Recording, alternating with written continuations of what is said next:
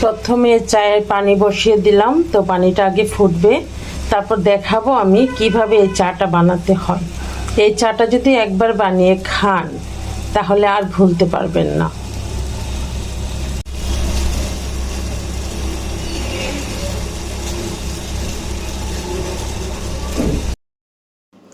আপনি যে কাপে বা মগে চা খান সেই কাপটা নেবেন। তো আমি আমার কাপটা বা মগটা নিয়ে নিলাম।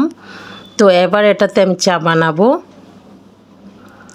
প্রথমে দেখেন অল্প গরম পানি দিয়ে দিচ্ছি, তারপর দিয়ে দিব চিনি, এখন দিব পাউডার দুধ,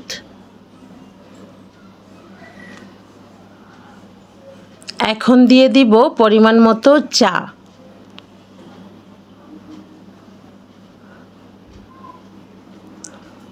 এই চাটা দেওয়ার পর আমি খুব ভালোভাবে নেড়ে চেড়ে 2 মিনিটের মতো রেখে দেব।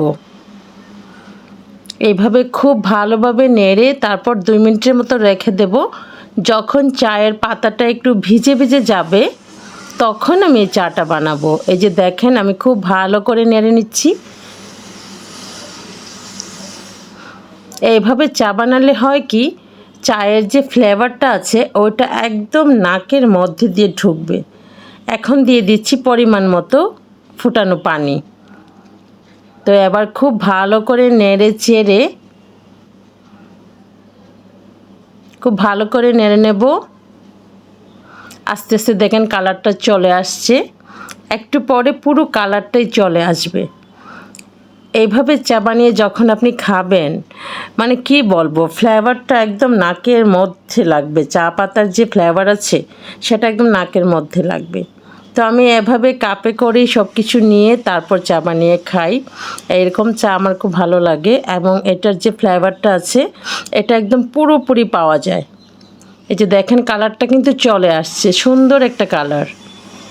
তো এইভাবে চা বানিয়ে খাবেন। যদি আপনাদের ভালো লাগে তাহলে কমেন্টে জানাবেন, আর ভালো লাগলে ভিডিওটাতে লাইক করবেন, কমেন্ট করবেন।